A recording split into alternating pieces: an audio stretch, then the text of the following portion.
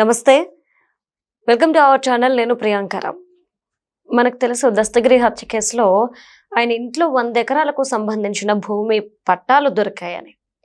గతంలో దీనికి సంబంధించి నిత్యానంద రెడ్డి, కడప మాజీ డిప్యూటీ మేయర్, ఆయన పోలీసుల ముందు లొంగిపోయారు.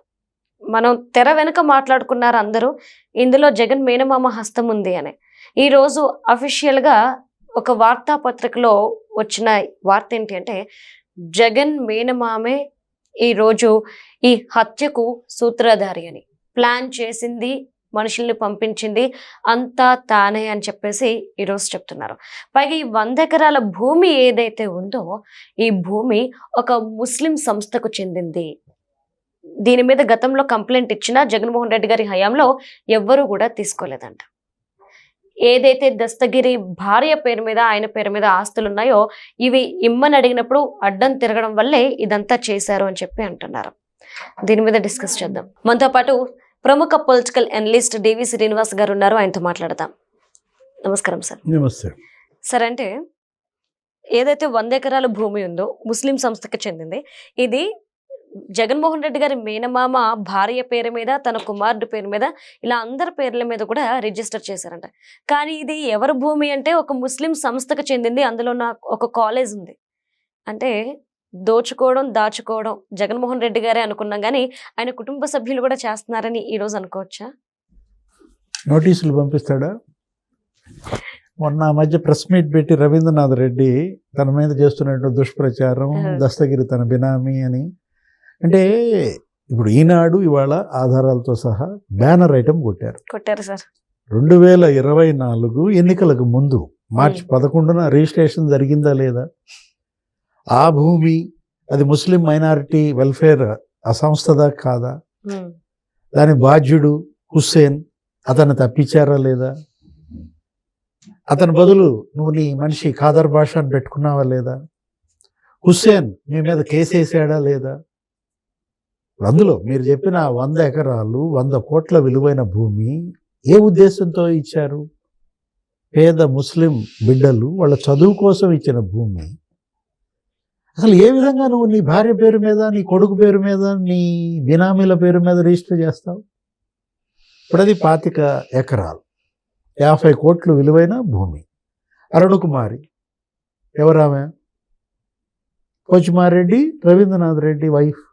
లేదు, నరేన్ రామాంజు రెడ్డి నీ కొడుకు. మీ పేరు మీద రిజిస్ట్రేషన్ చేయించుకోవటం ఏంటి, మళ్ళీ మార్చేయడం ఏంటి? యాక్చువల్గా అదేంటది 22A నిషేధిత జాబితాలో ఉందా లేదా? అది కోర్ట్ స్టేటస్ కోలో ఉందా లేదా? అంటే ఎలా నువ్వు రిజిస్ట్రేషన్ చేయించుకున్నావు? ఆ చేసినాడు ఎవరు? ఏ విధంగా వీళ్ళు, ఏది రవీంద్రనాథ్ రెడ్డి అక్కడ కడప, అక్కడ మాజీ మేయర్గా, కమలాపురం మాజీ శాసనసభ్యుడిగా భూ కబ్జా. అప్పట్లో ఏంటి, భూచోడు లేకపోతే భూమరిది. అవును, బావమరిది కాదు, భూమరిది. అంటే రాజశేఖర్ రెడ్డి బావమరిదిగా క్విడ్ ప్రోకో 1.0. 2004, 2009 రవీంద్రనాథ్ రెడ్డి ఎలా చెలరైపోయాడు. అసలు ఆ బుగ్గ వంక దాన్ని అడ్డం పెట్టుకుని అసలు దాన్ని మింగేసి జంట థియేటర్లు కట్టాడని, అక్కడ దాని సుందరీకరణ పేరుతో మళ్ళా ఫండ్స్ మింగేశారని, 45 అడుగులు మీ రోడ్డు ఏంటి, థియేటర్ల దగ్గరికి వచ్చేసరికి 25 అడుగులు అవ్వటం ఏంటి? 45 అడుగులు థియేటర్ దగ్గరికి వచ్చేసరికి 25 అడుగులకి నువ్వు కన్ఫైన్ చేసావంటే 20 అడుగులు థియేటర్లు ఆక్రమించిందా? కొట్టాలా అవసరం లేదా? అంటే అప్పుడు ఏది హైదరాబాద్లో కబ్జాలు. రాజశేఖర రెడ్డి బావమరిదంట నా భూమి కబ్జా చేశాడని నీరజారావు తెలుగుదేశం పార్టీ ఆఫీస్కి వచ్చి పడింది.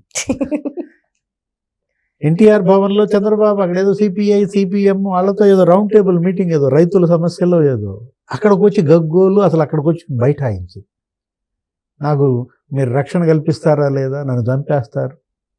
నా భూమి అక్కడ 200 కోట్ల విలువైన భూమి, బంజారా హిల్స్, కృష్ణనగరం ఎక్కడో అనుకుంటా. మా నాన్న హాస్పిటల్ కట్టడం కోసం ఇచ్చినటువంటి భూమి ఇతను మింగేశాడు. అతను అక్కడ ఇల్లు కడుతున్నాడు, భారీ భవనం. ఆమెతో పాటు వెళ్ళారు వీళ్ళంతా, సిపిఐ సిపిఎం వెళ్ళి చూశారు ఆ బిల్డింగ్. అక్కడ ఏదో ధర్నా కూడా చేసింది ఆ ప్రతినిధి బృందం. రాజశేఖర్ ఇప్పుడు అసెంబ్లీలో చర్చ దీనిపైన. రాజశేఖర రెడ్డి బావమరిది హైదరాబాద్లో భూ కబ్జాలు, ఇప్పుడు ఆ బిల్డింగ్ ఏదో కూల్చేసినట్టున్నారు. నిన్న మొన్న రేవంత్ రెడ్డి ప్రభుత్వం రవీంద్రనాథ్ రెడ్డి భవనం కూల్చివేత అనేది చూశాను. అంటే ఇప్పుడు కమలాపురంలో కబ్జాలు, కడపలో అక్కడ సీకే దిన్నె మండలం. సీకే దిన్నె మండలం అనగానే మనకు సజ్జల ఎస్టేట్ గుర్తొచ్చింది. అది 105 ఎకరాలు, అదేదో అటవీ భూములు, రెవెన్యూ భూములు కబ్జా, 63 ఎకరాలు కబ్జా అని తేల్చారు. అందులోనే అక్కడే ఈ చెన్నూరు మండలం, సీకే దిన్నె మండలంలో ఇతను ఎవరు, రవీంద్రనాథ్ రెడ్డి కబ్జా.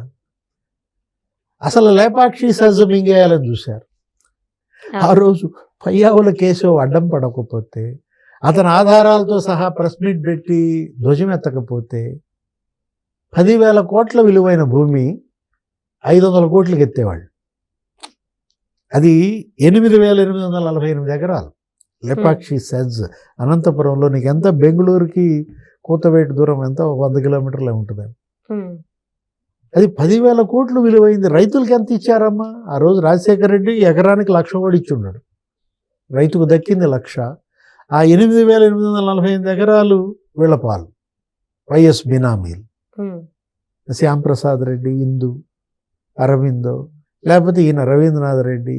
ఇదేంటంటే ఎన్సిఎల్టీలో ఉంది, దివాలా ప్రక్రియ అని చెప్పి ఆ కంపెనీలు దివాలా తీసాయి, నీకు కొనుక్కుంటానని చెప్పి 500 కోట్లకి ఇవ్వమన్నాడు. వాళ్ళు కూడా రెడీ అయ్యారు ఇవ్వడానికి. ఏదో ఇక సత్యనారాయణ పెళ్ళికి వచ్చిందే కట్నం, ఆ 1,000 ఎకరాలు, 1,000 కోట్లు మనకి ఎటు వచ్చేటట్లేదు, 500 కోట్లైనా దక్కుతాయని ఇక అయిపోయింది. అప్పుడు వినపడింది నాకు ఈ రవీంద్రనాథ్ రెడ్డి కొడుకు పేరు నరేన్ రామానుజ రెడ్డి. ఇప్పుడు ఇదే ఈ భూమి కూడా అతని పేరు మీద, వాళ్ళ అమ్మ పేరు మీద. అంటే 500 కోట్లు. అంటే ఆ రోజు అసలు ప్రెస్ మీట్ పెట్టి ఇదే రవీంద్రనాథ్ రెడ్డి నిన్న నోటీసులు ఇస్తానన్నట్టుగానే కేశవ్ మీద ధ్వజం ఎత్తాడు. కొనటం తప్ప, కొనకూడదా? నా కంపెనీ, మా అబ్బాయి కంపెనీ ఎన్సిఎల్టీ వాళ్ళు ఆక్షన్ వేస్తున్నారు, 500 కోట్లకు పెట్టుకున్నాం, అందులో తప్పేంటి అన్నాడు. అంటే వీళ్ళు ఎలాంటి ల్యాండ్ మాఫియా అంటే, మనం తీసుకున్నట్లయితే ఇప్పుడు ఏది ఈ దస్తగిరి హత్య, దస్తగిరి అదేం జరిగిందమ్మా, ఒక చిన్న జాతర ఏదో వాళ్ళేదో ఘర్షణ, ఆ ఘర్షణ అడ్డం పెట్టుకుని పొడిచి పారేశారు. మళ్ళా వీళ్ళే శవం దగ్గరికి వెళ్తారు, వీళ్ళే పరామర్శిస్తూ. వాడైతే అతను ఎవరు, ఆయన నిత్యానంద్ రెడ్డి, డిప్యూటీ మేయర్, మీరు ఇందాక చెప్పిన మాజీ డిప్యూటీ మేయర్. ఇదిగో ఇక్కడ ఒక పోటు, ఇదిగో ఇక్కడ ఒక వేటు అని అతను చూపిస్తున్నాడు వీళ్ళకి. ఇలా తీసుకెళ్లి కొట్టారు, అక్కడికి తీసుకెళ్లి ఇంకో పోటు పొడిచారు. సేమ్ అప్పుడు వివేకానంద రెడ్డి హత్య, జగన్మోహన్ రెడ్డి గారు చెప్పినట్టు. వివేకానంద రెడ్డి అతనికి ఎలా తెలుసు 7 దెబ్బలని, మరి గొడ్డలతో కొట్టారు ఆయన్ని ఆయన ఎలా తెలుసు? మా బాబాయ్ అంటే ఇప్పుడు దాన్ని కట్టుకథలు చెప్పారు. గుండెపోటు, రక్తపు వాంతులు, బెంగళూరు భూ తగాదాలు, వివాహేతర సంబంధాలు. ఇప్పుడు దీనికి అట్లాగే చెప్పారు. దస్తగిరి హత్య కేసు ఏంటి, గంజాయి వాళ్ళు చంపారు, గంజాయి మాఫియా, తెలుగుదేశం మీద కుదోసేయటం, తెలుగుదేశం వాళ్ళు చంపారని. ఇప్పుడు ఇవాళ మరి స్పష్టంగా 9 ఎకరాల 40 సెంటు రమణమ్మ పేరు మీద రాసింది, మీ పేరిట రాయమని మీరు బెదిరిస్తున్నారా లేదా? దానికోసమే దస్తగిరిని చంపారా లేదా? అప్రూవర్గా ఇవాళ రమణమ్మ మారాలి. రమణమ్మ అప్రూవర్గా మారి వాస్తవాలు కనుక బయట పెడితే మొత్తం ఇవాళ భూ అక్రమాలన్నిటికీ తెరపడుతుంది. అసలు ఈ ల్యాండ్ మాఫియా జగన్మోహన్ రెడ్డి హయాంలో ఎన్ని వేల ఎకరాలు వీళ్ళు కబ్జా చేశారు. దీని మీద ఒక స్పెషల్ ఇన్వెస్టిగేషన్ టీం వేయాలి, సిట్ వేయాలి. ఎట్లా అయితే మనం లిక్కర్ మీద వేశారో, లేకపోతే కల్తీ నెయ్యి మీద వేశారో. ఆ రోజు సిసోడియా మదనపల్లి వెళ్తే అమ్మా ఒక్క రోజులో 3,000 మంది వచ్చారు. అదే మదనపల్లి ఫైళ్ళు తగలబెట్టినప్పుడు సిసోడియా అక్కడికి వెళ్తే బాధితులు 3,000 మంది ఒక్క రోజు వచ్చి నా భూమి అది, నా భూమి ఇది అని చెప్పి పెద్దిరెడ్డి మీద. అంటే ల్యాండ్ మాఫియా డాన్ 1గా జగన్మోహన్ రెడ్డి 2గా పెద్దిరెడ్డి రామచంద్రారెడ్డి, సజ్జల, లేకపోతే ఇప్పుడు ఈ రవీంద్రనాథ్ రెడ్డి. అప్పుడు ఏంటంటే ఏదో కార్టూన్ ఒకటి వేసేవాళ్ళు, జగన్మోహన్ రెడ్డిని 10 తలల రావణాసురుడిగా పెట్టి అవును సార్. ఆ 10 తలలు వీళ్ళ ఫోటోలు, అవును. విజయసాయి రెడ్డి, సజ్జల, చెవిరెడ్డి, భూమన, సుబ్బారెడ్డి, రవీంద్రనాథ్ రెడ్డి. అంటే ఇది బయటికి రావాలి. ఇవాళ స్పెషల్ ఇన్వెస్టిగేషన్ టీం వేస్తారా, లేదు అక్కడ మరి పోలీస్ రెవెన్యూ సంయుక్త దర్యాప్తులు చేస్తారా? బాధితులకు న్యాయం చేయాలి, దోషుల్ని కఠినంగా శిక్షించాలి. Right. Thank you so much sir.